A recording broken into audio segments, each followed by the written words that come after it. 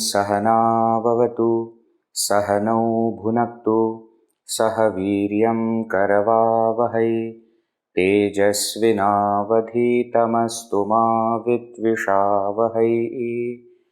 ॐ शान्ति शान्ति शान्तिः। ॐ श्री गणेशाय नमः। ॐ श्री सरस्वत्यै नमः। ॐ श्री गुरुभ्यो नमः।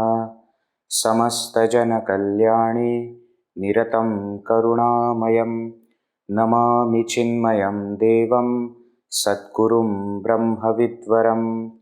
पठामि संस्कृतं नित्यं वदामि संस्कृतं सदा ध्यायामि संस्कृतं सम्यक् वन्दे संस्कृतमातरम्। Hari Om all. We just recently celebrated Bhagwan Shri Adi Shankaracharyaji's Jayanti. So, greetings from the birth home of Bhagwan Shri Adi Shankaracharya on this auspicious occasion of Adi Shankara Jayanti. Believed to be birth day according to Tithi of Bhagwan Shri Adi Shankaracharya. Wishes to all. We'll begin the session. So as we have been doing, we'll see one verse and then we will go forward. A very, very beautiful Subhashita. Okay, so I will chant, repeat after me. Amantram aksharam nasti nasti moolam anaushadham अयोग्यः पुरुषो नास्ति योजकस्तत्र दुर्लभः। Together.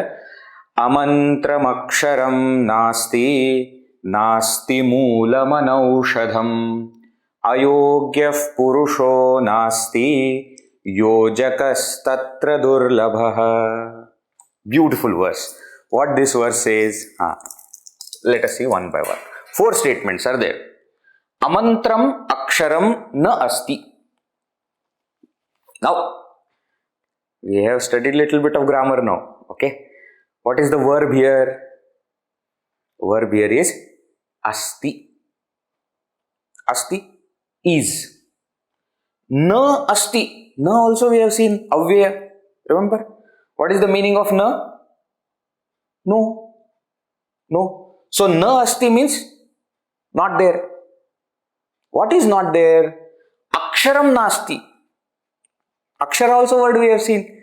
Letter, alphabet. What is, alphabet is not there. What does it mean? No, no, no. Amantram aksharam na asti. There is no alphabet which is a mantram, which is not a mantra. Means what? Every single alphabet, every single letter is potentially a mantra. Now, what is a mantra? I am sure you all have heard this word mantra many times before. And now see, I was in one of the sessions, I was telling you how in Sanskrit, all the words, the meaning can be found out within that word. So here also you see, mantra, mantra, isn't it? Together written like this, mantraha, correct? Mantraha. But if you break it, it is mantra. So this is man is the dhatu. Dhatu, we have seen dhatu. Mananat, mananat, Mananatrayate. Mananatrayate iti mantraha. What does it mean? Manana means on reflection,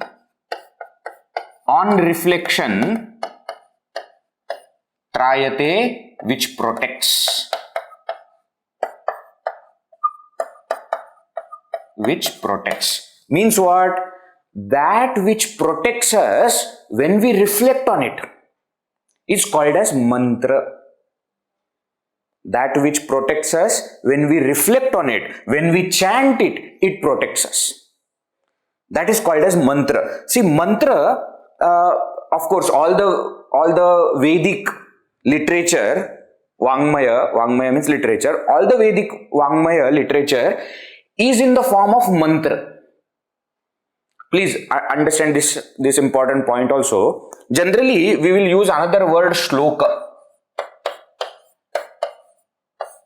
Shloka. Have you heard the word shloka before? Yes. So generally, how we translate the word shloka? Verse. A verse is called as shloka. Mantra, how to translate? Verse only. Correct. That is right. But there is a slight difference. Generally, in our tradition, when that piece of literature is from the Veda, we call it as mantra. Vedic mantra.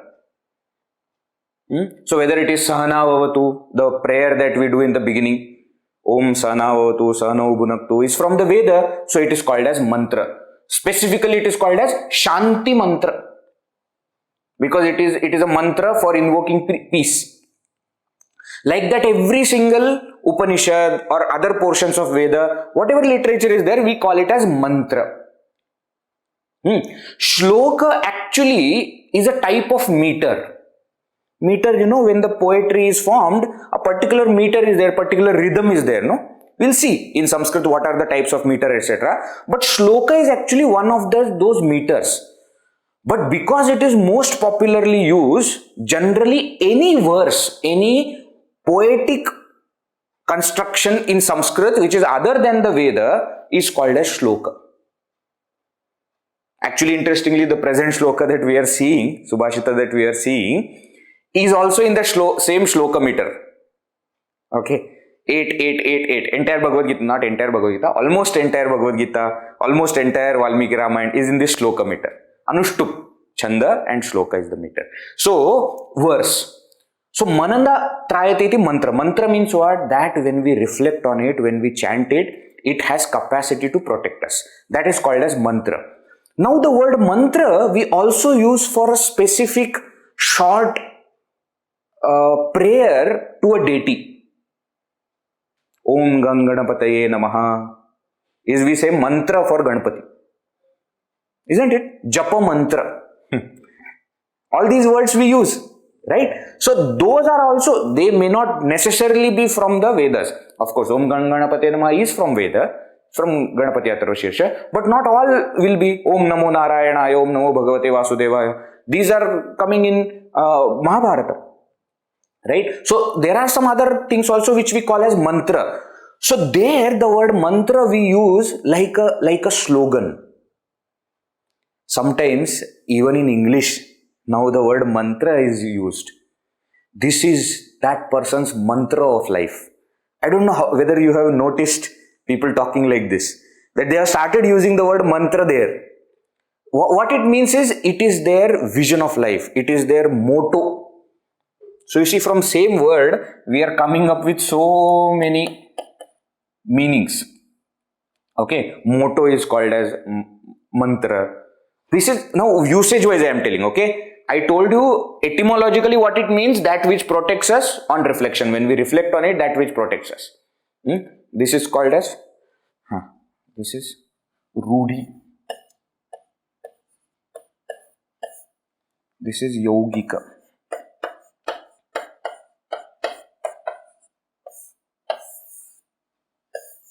What do you mean Yogika and Rudhi? The meaning which comes out through this etymology when the words are joined together, that is called as Yogika meaning, or yogika pada, yogika word. And rudhi means usage. When it comes into practice, sometimes the meaning also changes. So mantra words, basic meaning is that which protects on reflection. Basically how do we say mantra? Mantra we say that which has power. Many times you must have also seen that, those people with black magic, etc., they do some mantra. They will do like this, and then something will happen. And we say, oh, he chanted mantra. Oh, I'm sure you all have heard something like this, saw something like this. So, basically, the word mantra means that which has power. They are not just words. We say they are powerful words. Anybody who utters those powerful words unlocks their power. You are able to see this properly? Able to see this properly, no? Right. So, that is what it is. That is what it is. Now, this is fine. This is fine. What is the shloka saying? The shloka is saying, Amantram aksharam na asti.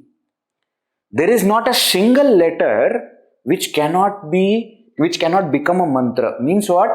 Every letter has a capacity to become a mantra. This is the meaning of the first sentence. Now second sentence. Nasti moolam anaushadham. Now again here verb is asti and na is added to it, means na asti. There is not. What is not there? Moolam. Moolam means root.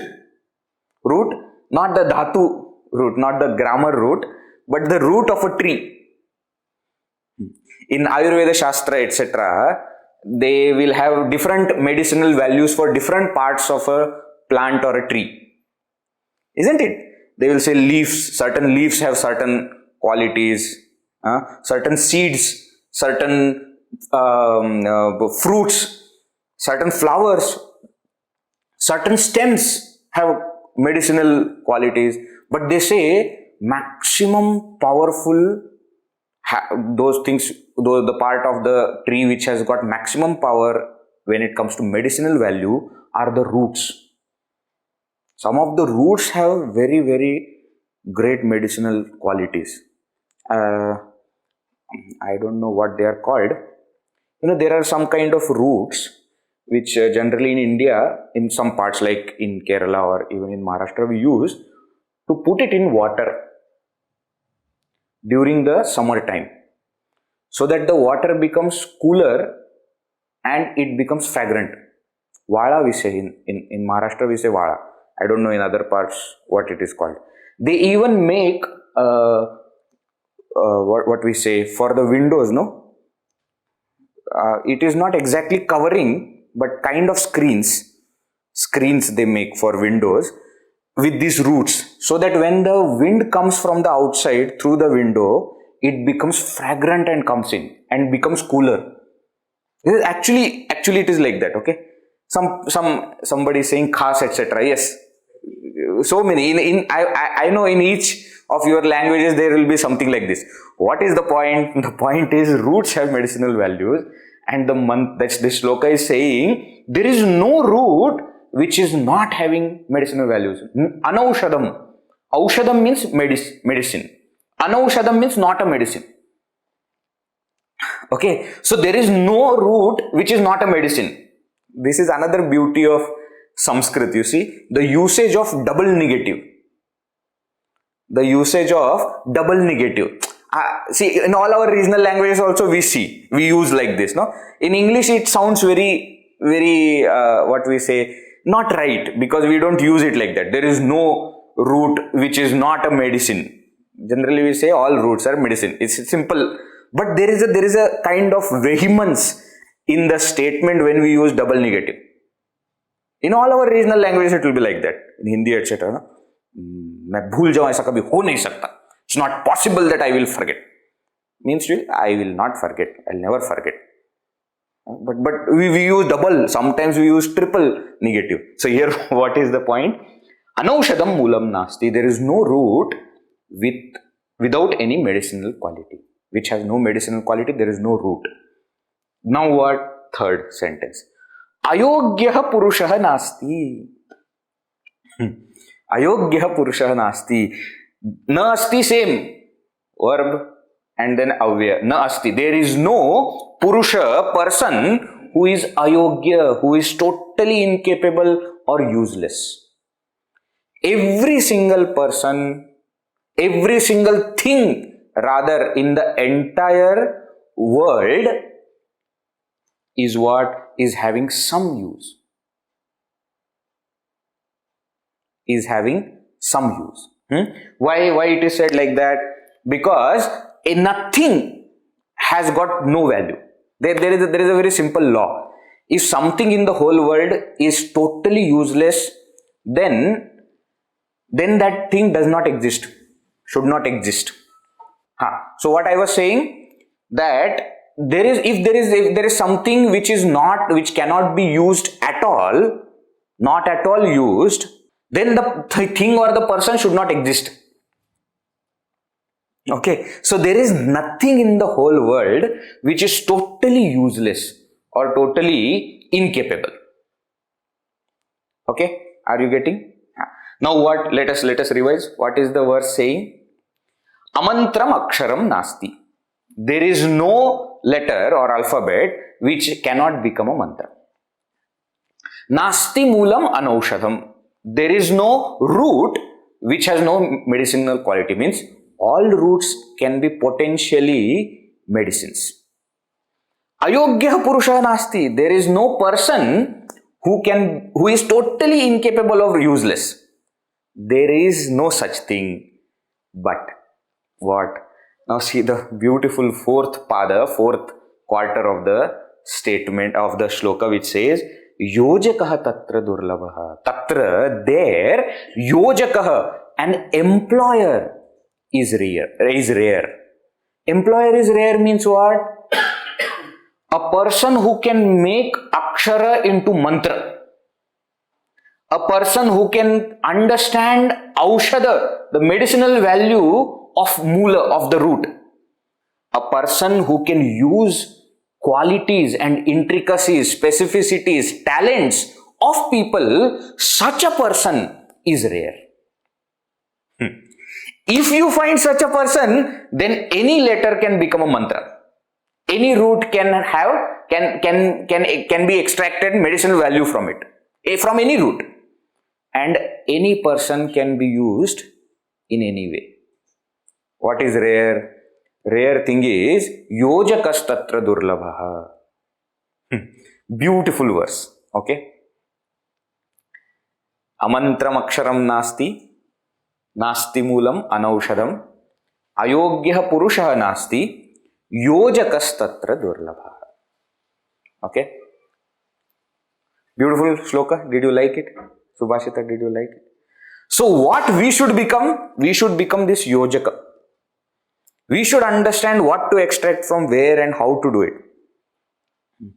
I always give example of MS Dhoni, Indian ex-cricket captain.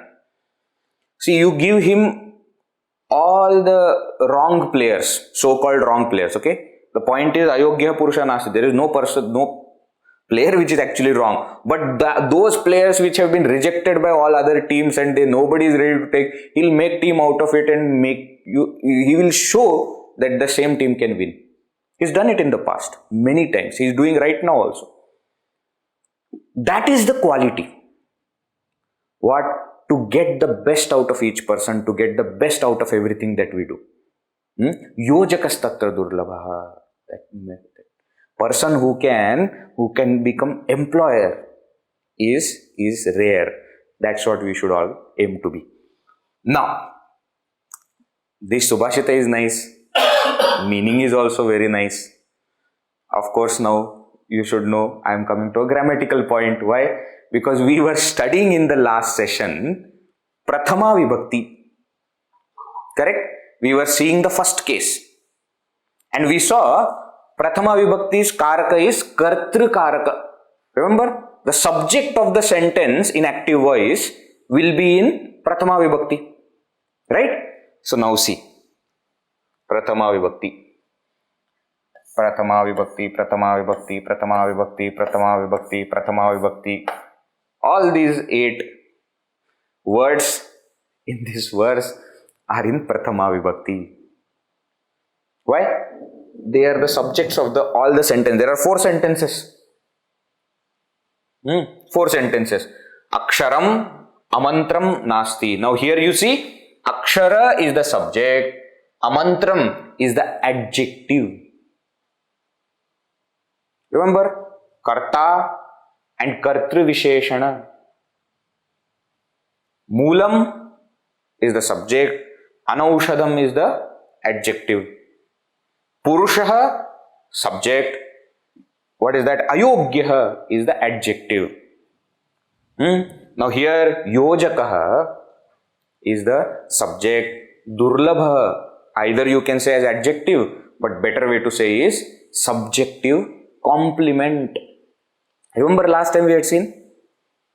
Here of course, the verb is asti.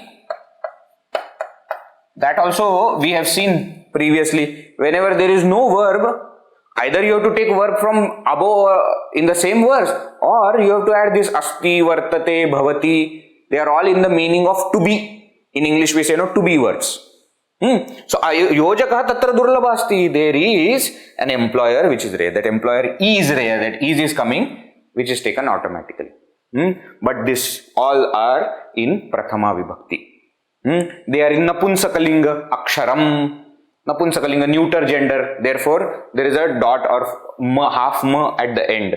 Whereas Ayogyaha Purusha is masculine gender. So like Ramaha, Krishnaha, like that, they have Visarga at the end. Yojakaha, Durlabhaha. Okay? But all of them are in Prathama Vibhakti. Is this fine? Clear? Understood? Shall we go forward? Yeah? Okay. Sure?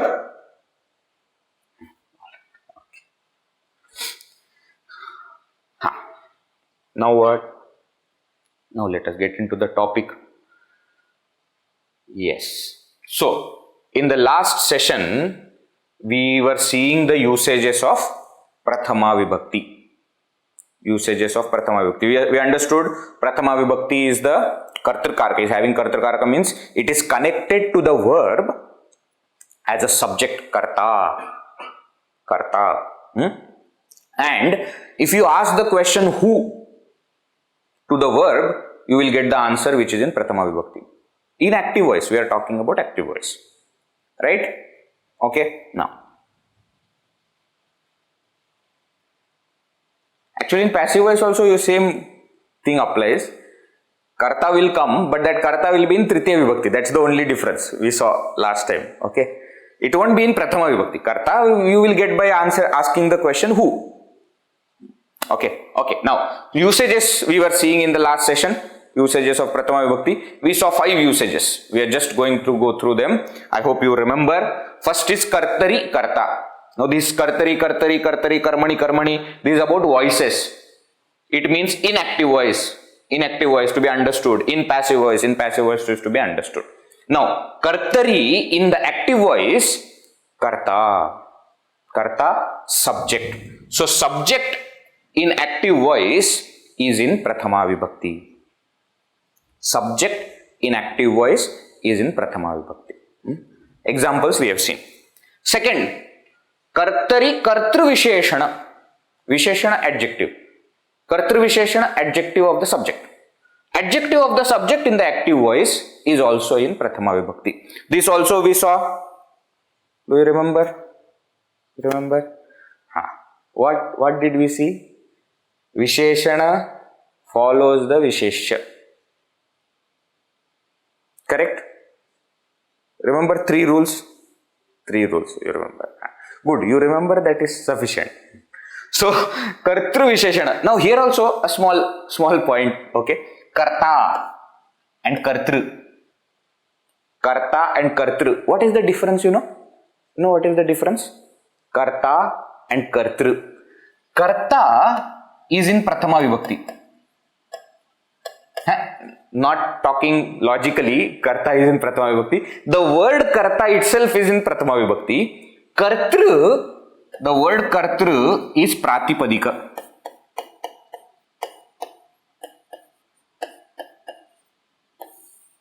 Base.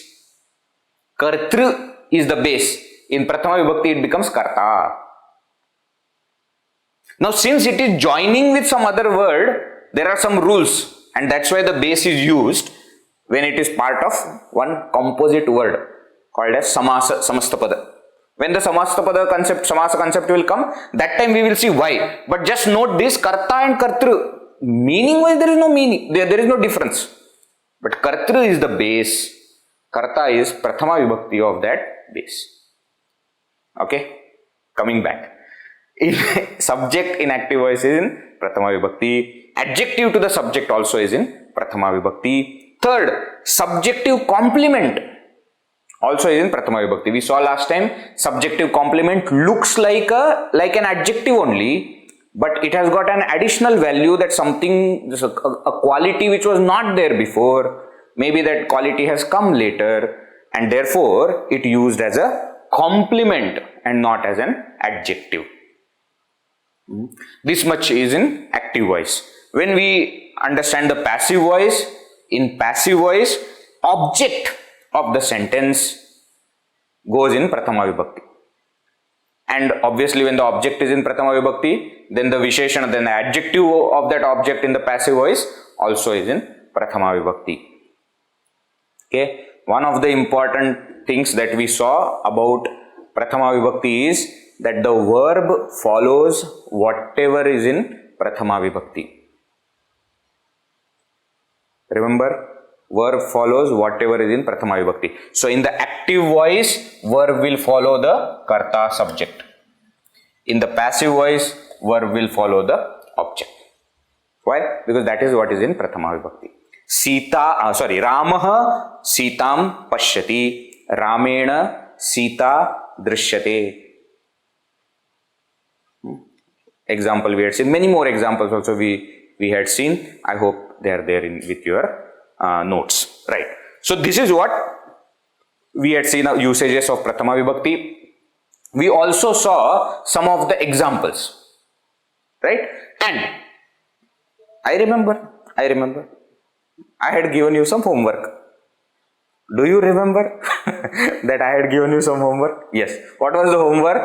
The homework was to go through the first chapter of Srimad Bhagavad Gita and find out, if you could, some of the words which are in Prathama Vibhakti. Okay? I believe that you all have gone through, and therefore we will see some examples from Bhagavad Gita chapter 1. Okay? We will go one by one. We are not going to see the entire chapter 1. Okay? I am just giving you few examples here so that we understand the point and then we can move forward. Now here you can see whatever is in blue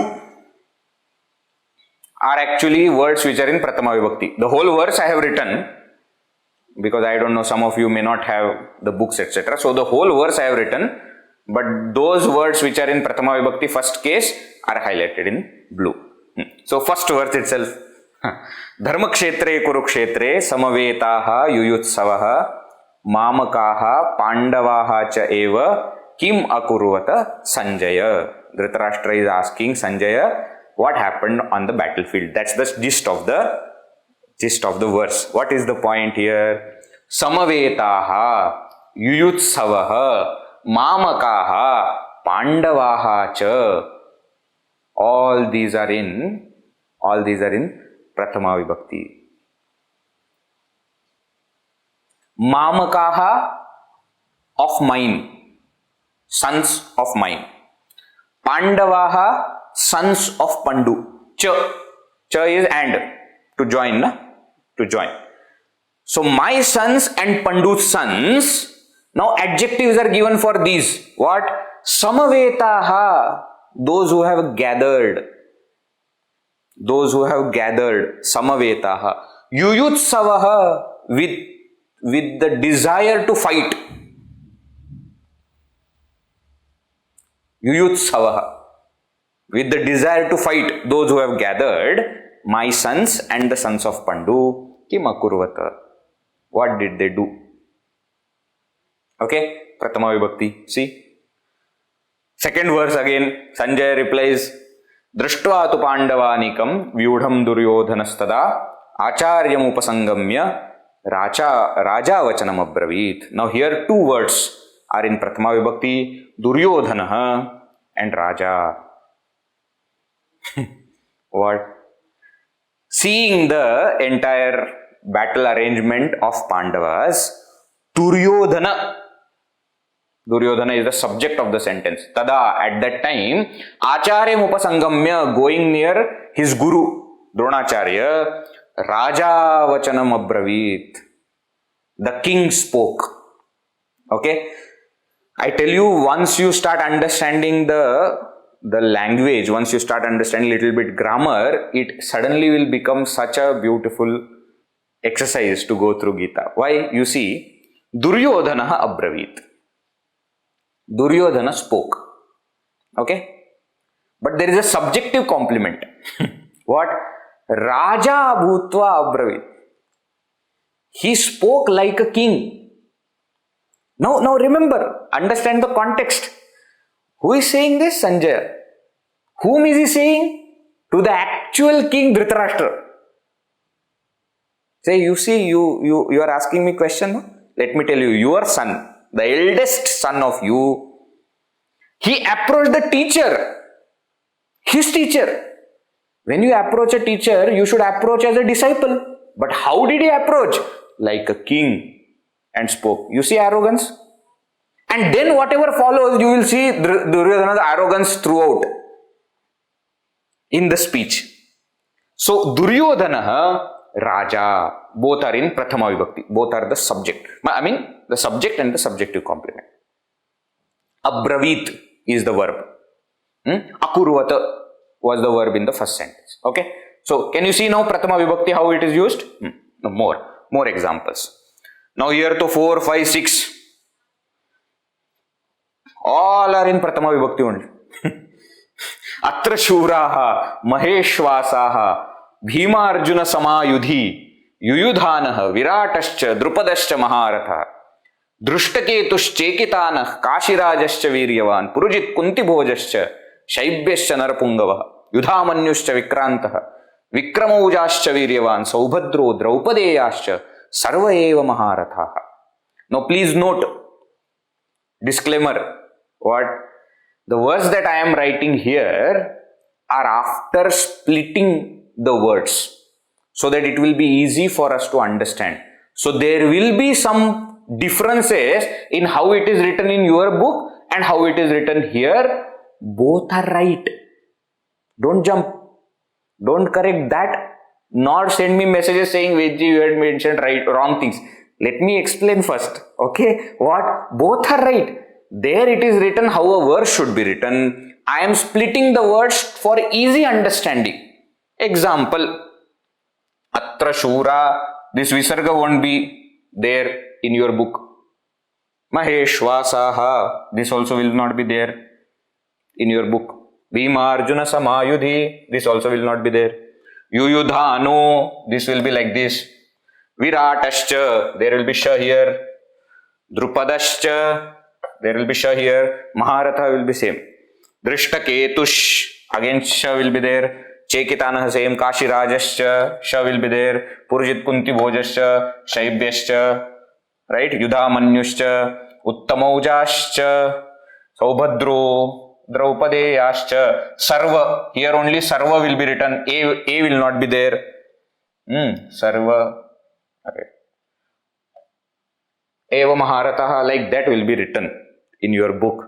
That is also right. That is when you are writing the words together, you do something called as Sandhi, joining of the words. What I have done here is Sandhi Vichcheda, separating the words so that we can understand better. Okay? Is it fine? Fine.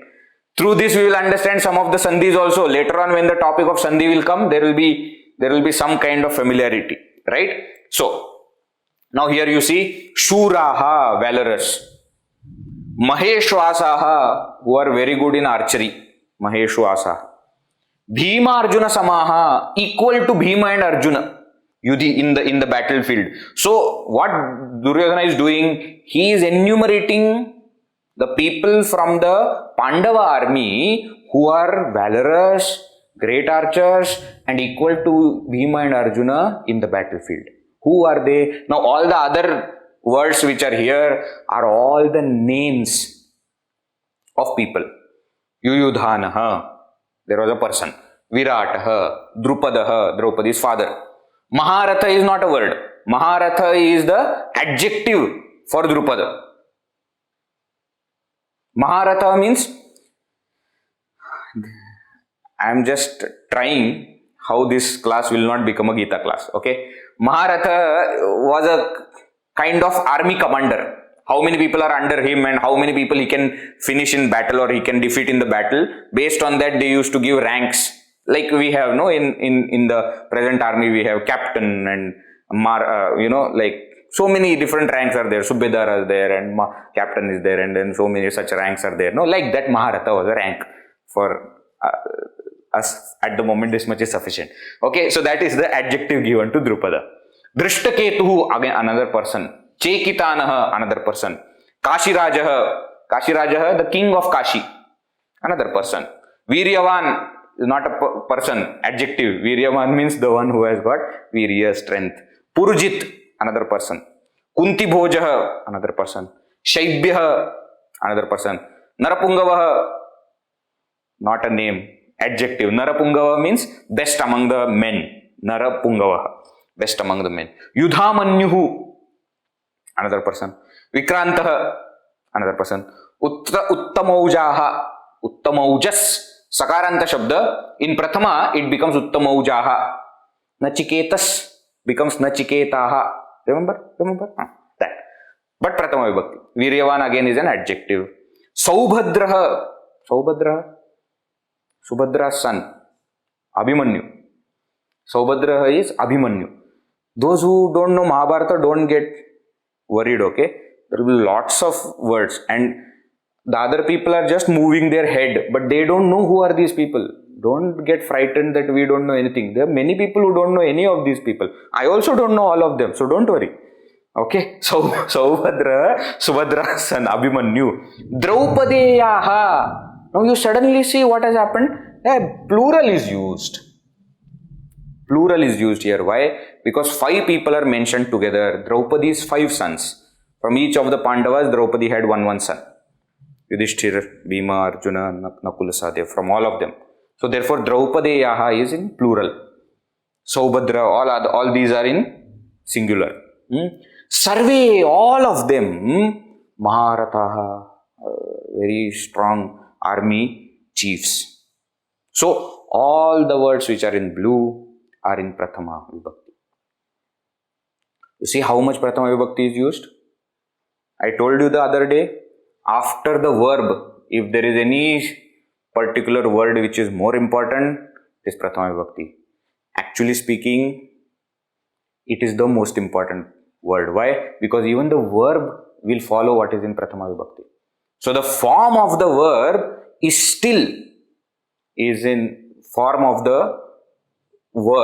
still dependent on Prathama Vibhakti.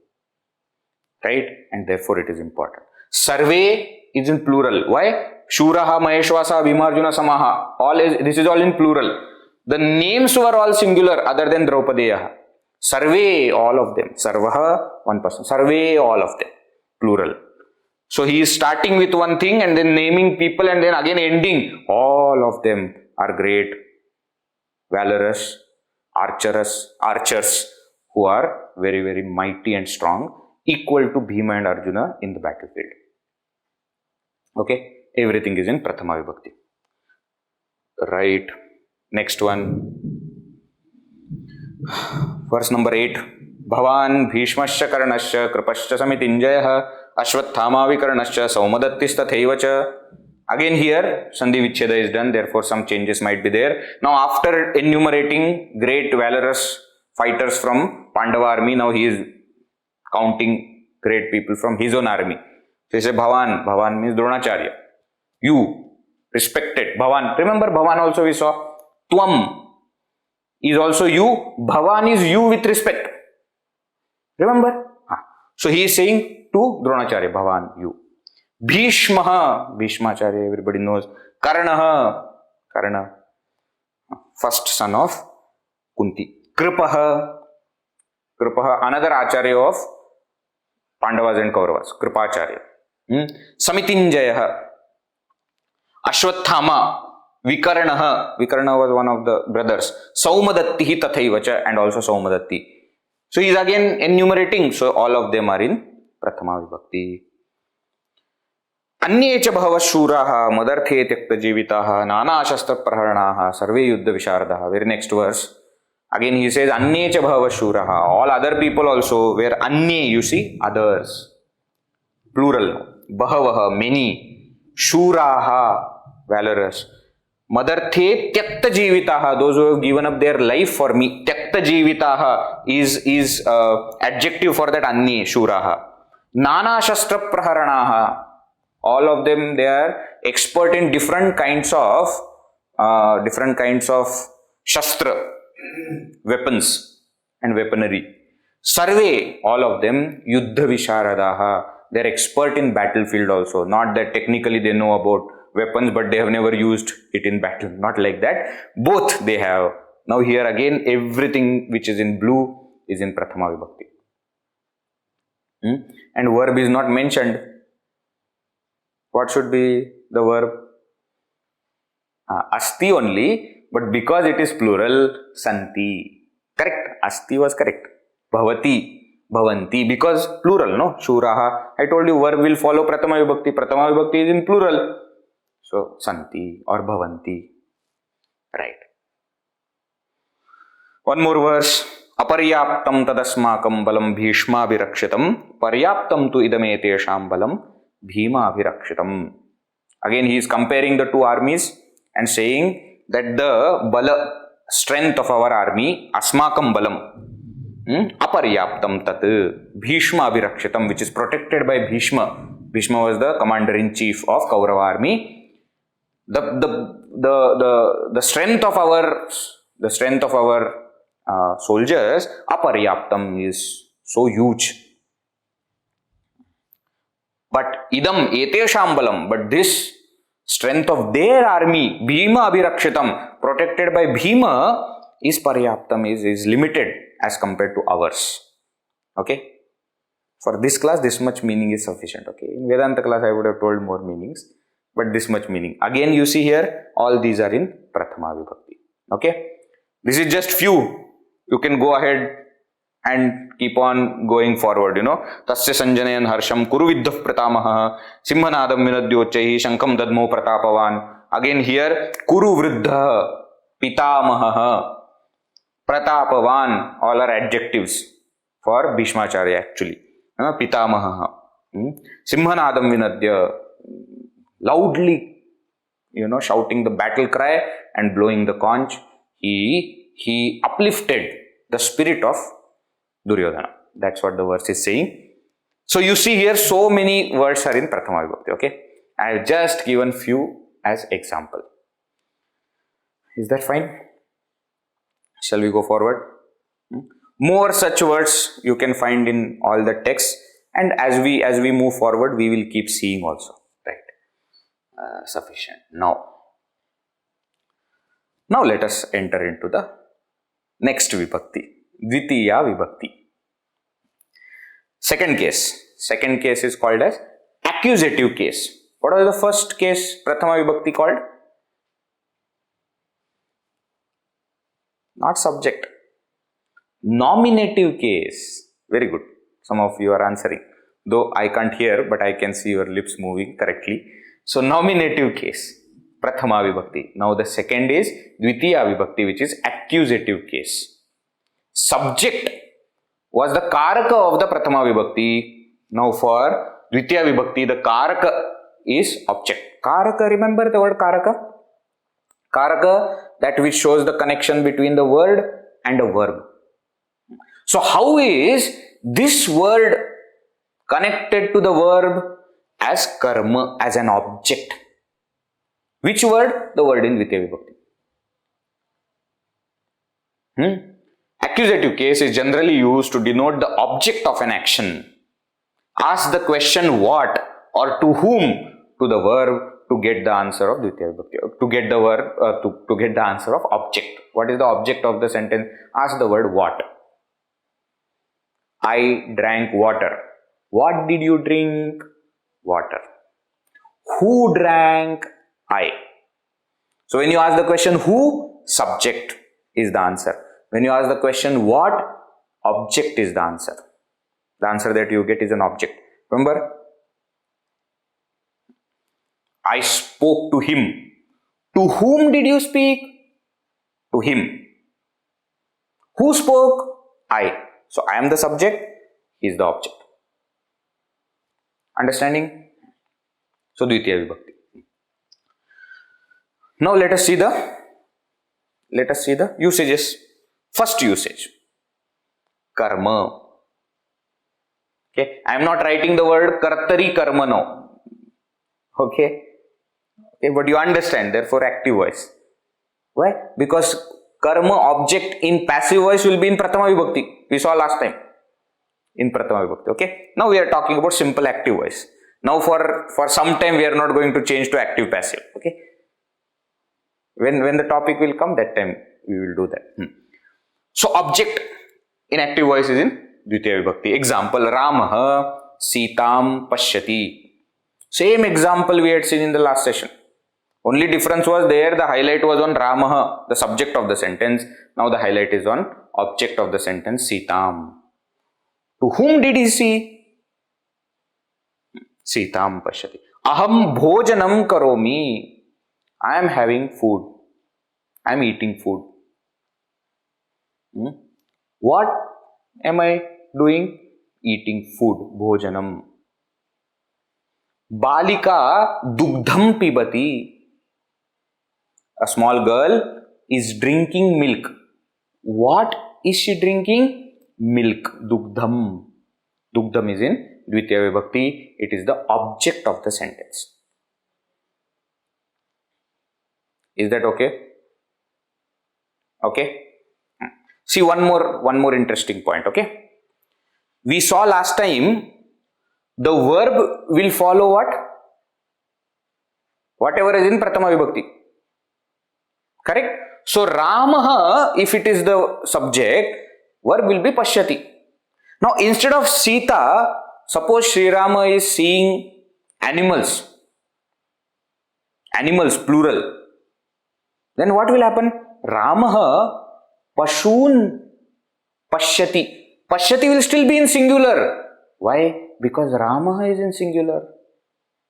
And verb follows whatever is in Prathama Vibhakti. So karma, whatever is in Dvitiya Vibhakti, whether it is singular, dual, plural, it will not have any impact on the verb. Are you getting the point? Aham bhojanam karomi, or aham annam khadami, aham phalani khadami, many fruits I am eating. Still, khadami will be according to aham only. Because whatever is in Prathama Vibhakti, the verb will follow that. So object, because it is in Dvitiya Vibhakti, will not have an impact on the verb. Are you getting this point also? I am just not adding any new point. Whatever we saw in the previous session about Prathama Vibhakti, I am just bringing that point again. Okay. So here what we are saying, object is in Dvitiya Vibhakti. Now the moment I have given you this first usage, you yourself can now create two more usages. Refer to Prathama Vibhakti. In Prathama Vibhakti, what was the first usage? Karta. The subject is in Prathama Vibhakti. Now what was the second usage?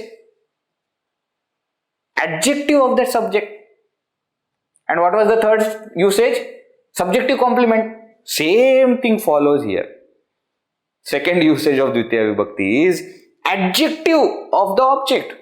Because adjective is going to follow the noun, isn't it? So since the object is in Dvitiya Vibhakti, adjective to that object will also be in Dvitiya Vibhakti. Example, same example. Sundarah Ramah Sundarim Sitam Pashyati. Now, according to this usage, Sundarim gets Dvitiya Vibhakti, whereas Sitam is in Dvitiya Vibhakti by the first usage. Therefore, I have underlined this and kept this in blue. This is of course in Dvitiya Vibhakti, but that is because of the previous usage. This is in Dvitiya Vibhakti because of this usage. Karma Visheshana, adjective of the object. Adjective of the object. Okay. Sarve Kripalum Bhagavantam Namanti. Sarve, all, Kripalum Bhagavantam. See, actually the sentence is what? Sarve Bhagavantam Namanti. All are prostrating to Bhagavan, to the Lord. How is the Lord? Adjective is given, Kripalum, compassionate Lord. So when compassionate is an adjective, that compassionate adjective is for which noun? Bhagavantam, to the object which is God. Bhagavantam is in Dvitiya Vibhakti by first usage. Kripalum also will be in Dvitiya Vibhakti by the second usage.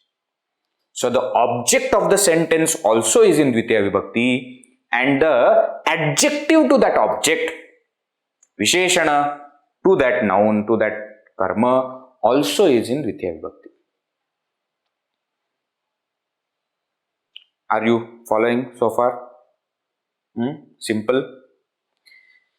Now third usage, same what we saw last time. Subject. For Prathama Vibhakti, remember, subject was in Prathama Vibhakti. Adjective of the subject was in Prathama Vibhakti and subjective complement. Now here it will be objective complement. Karma Visheshaka. Same concept like last time. It can be used as Visheshana as adjective, but there is some different meaning that has to be communicated, and therefore the verbs also are of that nature. Janami, Pashyati, etc. See, Aham Omkaram Natam Janami. Omkaram, one person is there, his name is Omkar. Omkar, okay. Aham, I know Omkar as an actor. Natam Janami means what? See, I knew he was my friend, but today I saw him on stage and now I know him as an actor. You see, I didn't know he was an actor. I knew the person. Now, if I want to say that I know an actor who is Omkar, then I will say Aham Natam Omkaram Janami. I know the actor Omkar. Now, here the meaning that is to be communicated is I know Omkar as an actor. As an actor. Same way here, Acharya Shishyan Putran Pashyati. You see, Acharya, the teacher, looks at Pashyati, looks at the students as his own children, sons. See, Shishyan. Shishyan is in Dvitiya Vibhakti because it is the object of the sentence, first usage. But Putran Pashyati, he sees them as his children. So that is objective complement. Okay? Getting it?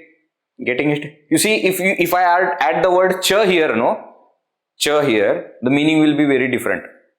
Acharya Shishyan Putrancha Pashyati means Acharya is seeing his students and children. Because cha word is added, the cha will do what? Will separate it. There will not be any complement or adjective noun connection between them. But cha is not there. Therefore, these two have to be in the connection of Visheshana Visheshya or with objective, with complement and the noun. Okay, so one should be noun, another should be either the adjective or the complement. Okay, is this fine? There are few more usages. I think we should just finish that. We'll look at these usages again in the next session, okay? So if you don't understand everything, that's fine. Slowly, we are learning a new language. It will take time. Understand, ignorance was there for the language for such a long time, okay? So knowledge will not come that easy. Rubbing has to be there of ignorance, then only slowly knowledge will come. Don't get excited, it will happen. Fourth usage, praptisthanam, the destination with respect to the dhatu gam. Destination when it is gama gacchati means to go. When you are mentioning the destination comes in Dvitiya Vibhakti. Example, Ramaha vanam gacchati. Sri Rama goes to forest. So here actually the question asked is where. The question is not what or to whom. Therefore it is not an object, but it is praptisthanam. It is the place that is to be reached, destination. Now please all see, we all have this habit that whenever we learn any new language, what we generally do is we think in the language that we know and we translate. Isn't it? See, I am saying this, isn't it?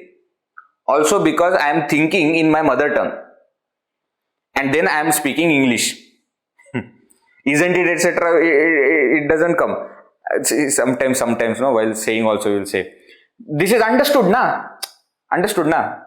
Now that na, what is, you ask any person who speaks English, what is this na? They will not understand this. That na is coming from our regional accent, regional language, you see. So we think in one language that we are comfortable with and we generally translate. Why I am bringing this topic here? Because in most of our regional languages, the destination will be in seventh case. मैं one में जा रहा हूं, one को जा रहा हूं नहीं होगा. द्वितीय विभक्ति will not come. मी शाळेत जातो, वनात जातो.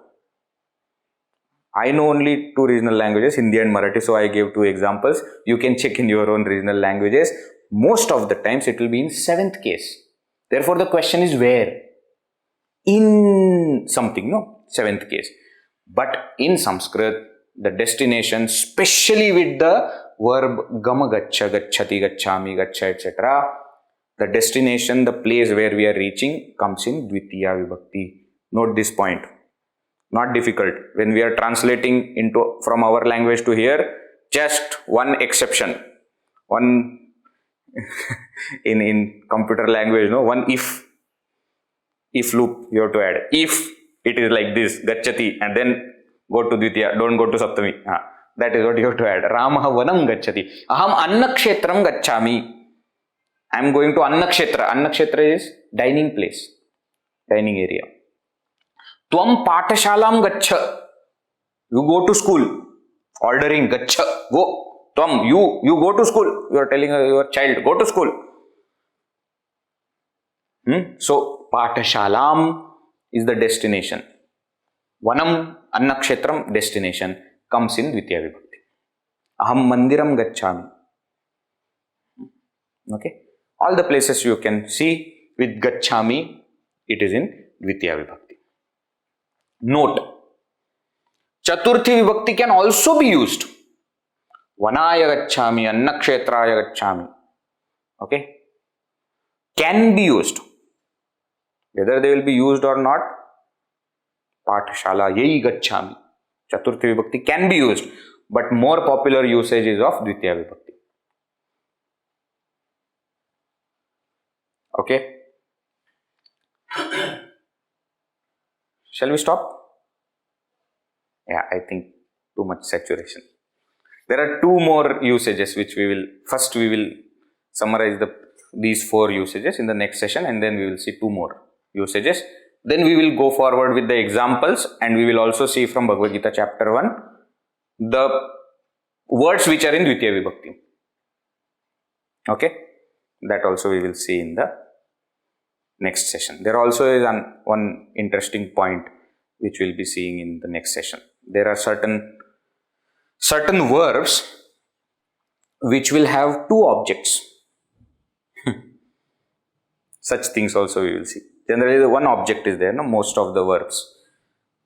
There are certain verbs which will have two objects. That also we will see in the next session, that concept. Alright, shall we stop? Okay.